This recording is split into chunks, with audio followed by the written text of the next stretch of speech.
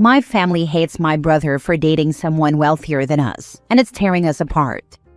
I, 35 female, have a younger brother, 27 male, and I've always seen him as the underdog/scapegoat of the family. He has some learning difficulties, the lowest level of college education among me and my siblings. Nothing wrong with that. And he lived at home longer than any of us. My brother has told me I'm really the only person in the family who actually believes in him and doesn't condescend to him. He said I've always been there for him and unconditionally supportive. Heck, he's told me on several occasions that I'm his favorite sibling. Haha. He started dating this girl, 26, a while ago, and I think they're a wonderful couple. They clearly love each other, and I sincerely hope it works out because she's perfect for him, and he seems perfect for her. The thing is, she and her family are far wealthier than ours, and from the beginning, I could tell our parents were a little insecure about that.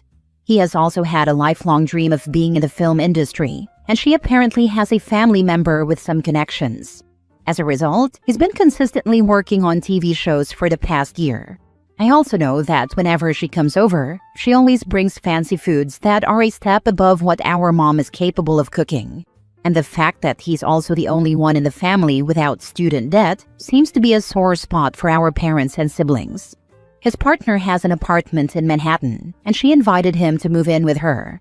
He told us he's taking her up on the offer. Tonight we all had dinner together, minus my brother, and we talked about it. From what I could tell, my sister hates him because she's always wanted to live in the city, but doesn't have a job that could sustain that. Our other brother hates him for being able to work his dream job while he had to give his up. And our parents hate him because he now has all these opportunities that he didn't work for just because he found someone who has money. Of course, there were snarky comments about how he might only be dating her for her money and how they didn't understand why she was with him. Every time they took cheap shots at him, I tried to stand up for him but was met with pushback. By the end of the conversation, it was clear that any defense of him was not welcome and sides were being taken. Afterward, I called my brother to tell him how proud I am of him and how happy I am for him. He asked if I could come over sometime to see the new apartment, and they even invited me to stay a few days at the city. I'm already dealing with so much stress with my fiancé and my job. I seriously don't have the energy to deal with a full-on family civil war. I love my brother, and we text pretty much every day, but I also don't want to burn bridges with the rest of the family. I'm feeling frustrated, stressed, scared, and disappointed. Now for the top comments. So, as long as everyone is struggling and miserable, then all's good? But when one person finds happiness, love, and success, the family implodes?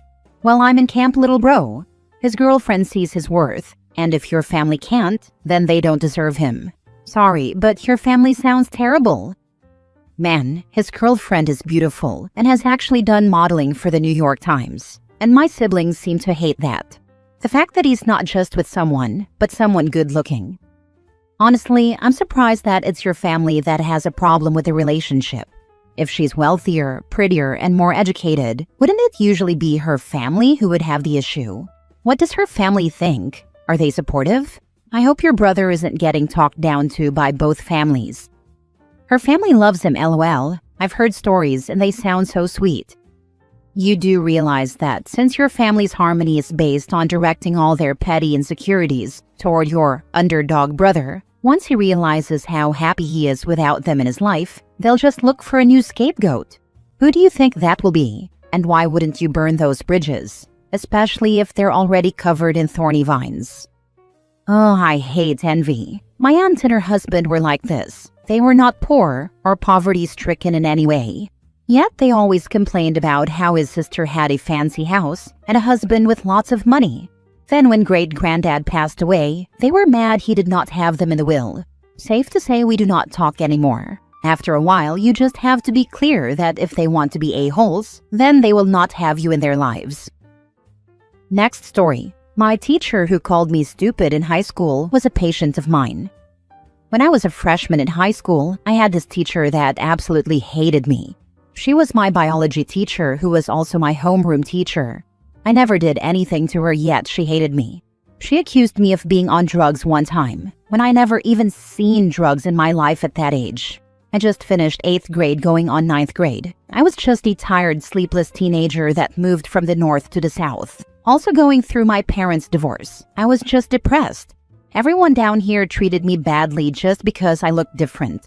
I had no friends here and I missed my friends at home. So I did really bad in high school academically that I had to take summer school. She has told me I was academically challenged, but I'm not. I was tested back in middle school. I don't have any disabilities.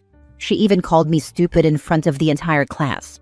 One time I raised my hand to answer a question since no one else was raising their hand, and she was so persistent on getting someone to answer, and I got the answer right and she said, "Wow guys, even Jane Doe got this right. You guys should have known the answer." Anyways, fast forward more than a decade now. I'm a nurse. For a long time, my high school teachers made me start to believe I was stupid. I wasn't. I ended up doing well in college. I just had a tough childhood. I was depressed. I went through a lot during my teenage years. Last week, my former teacher from high school came into the clinic I work at, and I took her vitals and got her ready to see the doctor. She didn't recognize me. I look very different, obviously, and I got married, so I changed my last name. When I told her my first and last name that she knows me by, and I told her I was in her class, her eyes widened and she was shocked. She remembered me. She actually looked like she was excited to see me. She told me she was proud of me and said she never thought in a million years that I would be her nurse. She joked to me and said, "I would have thought you made it as receptionist if I ever imagined running into you at a clinic wearing scrubs," and she started laughing. I didn't think that was funny. Quite offensive, actually. I was a receptionist for some time and I hated it. They deal with more crap than doctors and nurses do. Anyways, my former teacher is still a bit LOL. In college, my pre-law advisor told me I should probably rethink going to law school because there wasn't any way I'd be successful. I graduated in 2019, high honors, passed the bar exam in the top 5%, and have been licensed since 2019. Thankfully, I don't even remember her name, but if I did, I'd send her my business card. Well, heck, they let an uneducated a-hole like you be a teacher, so I guess anything is possible. Way to kick ass, OP. Congrats on not letting the bastards grind you down. It's so crazy. I've had so many terrible teachers like her in high school. You would think teachers would be more compassionate with teaching the next generation, but that's not even one of the worst things a teacher did or said to me. Good on you for having the strength to get past her and others' treatment and ignorance. My mom was a nurse too, specialized in anesthesia. She sucked at math, and she often told me how she'd met her old math teacher, and the look on horror on his face when she said she was working as a nurse in anesthesia. That specialty has a lot of math. The way she explained it, math became a lot easier for her when there was actual factors to deal with, instead of imagined ones. She didn't just make it as a nurse, she was an extremely good one, to a level where her nurse and doctor co-workers often requested her for when their own family needed treatment. The best part about that story? The fact that she told it once more to my friend who dreamed of becoming a nurse, but had been called too stupid to ever learn by her math teacher, and it was a big burden on her mentally. She did go to a different school for the last year and found a math teacher who managed to teach her the subject in a way that made sense to her. But she was still very scared of failing the nurse education. She didn't fail, and she's a nurse today. 10 years ago, she told me she'd have never started that route if it wasn't for me telling her she wasn't stupid, and my mom telling her the same, including that story. Next story. We lost all our friends when one couple divorced. For over a decade, my spouse and I were part of a tight-knit group of 6 couples. We went through a lot of life together. New careers, struggles with getting pregnant, multiple childbirths, and a severe cancer scare. Through it all, we shared everything, expressed our gratitude for one another, and joked about how we'd be 85 years old, still playing poker together at the nursing home. It was great, until it wasn't. Cracks started to show in one couple's marriage, which led to an affair, which led to a divorce. As this divorcing couple tried to pick up the pieces, my spouse and I tried to lend a listening ear and a supportive hand to each of them. These were our friends. Regardless of whose fault it was, they both deserved the human decency of care through the most difficult time in their lives, or so we thought. Nobody told us the unwritten rule. You're supposed to choose sides in a divorce. That's what everyone else did. 2 couples sided with the husband, the other 2 with the wife. And the divorcing couple, they both assumed we were on the other one's side. So in the end, we were on neither side. Now the friend group is split, and no one talks to the other side. We had 10 best friends for life, and now we don't. It's not like anyone ever had this conversation with us directly.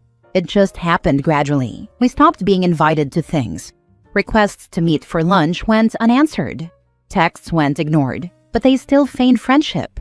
They still like our Instagram posts. They say an obligatory thanks in response to a happy birthday text.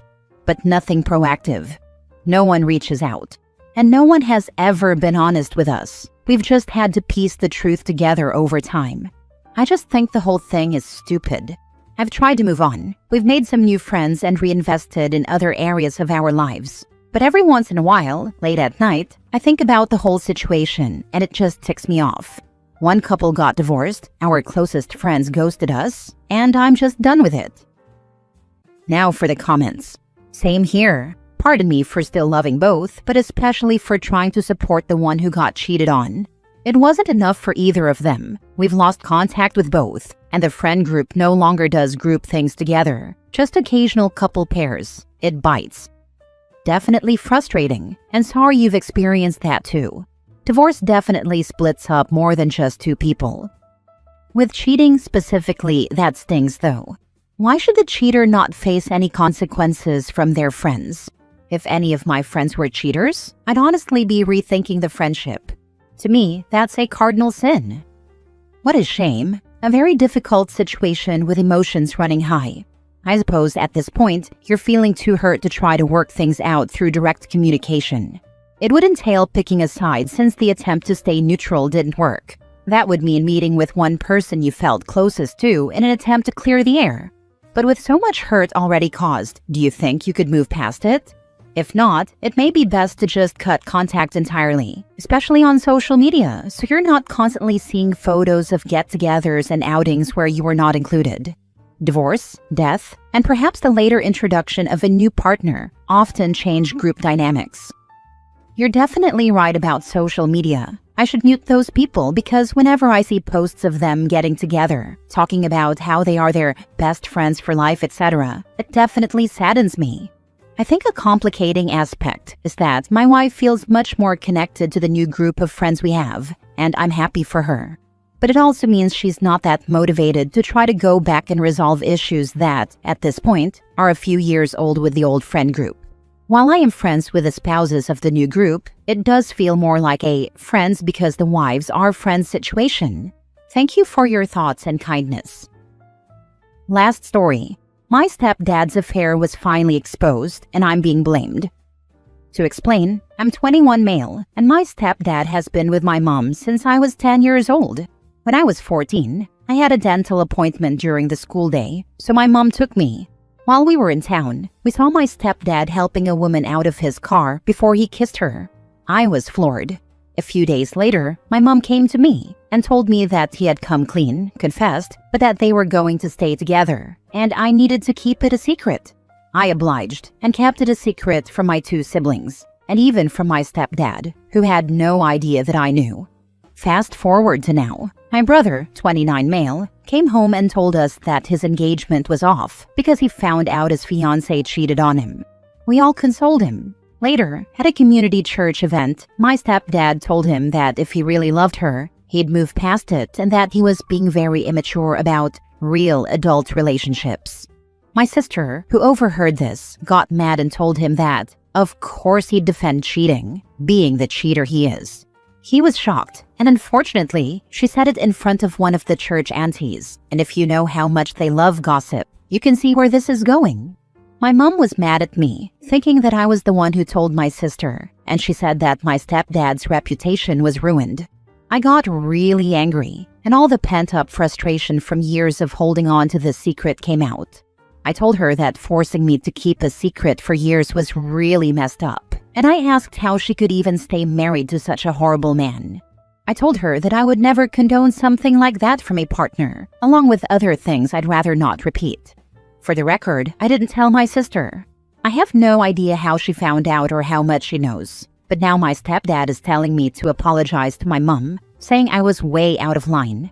At this point, I'm just mentally done with all of this. I know I shouldn't have been as harsh as I was, but they really don't understand how much of a burden this has been for me too. No, this was not your secret to carry, especially not at that age and for that long. It was your mom's choice to stay and hide his secret.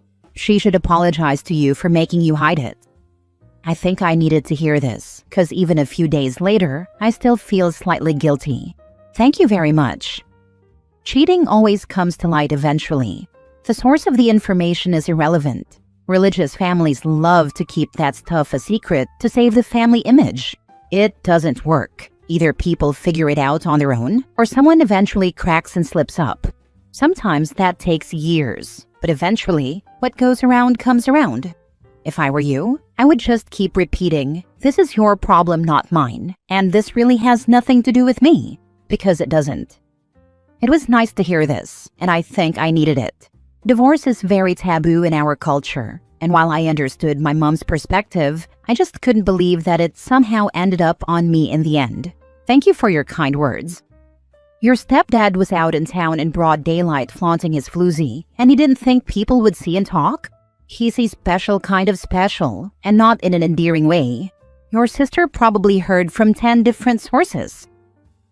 Edit. For everyone asking, I am currently back at university. Thank you for all your messages, whether good or bad.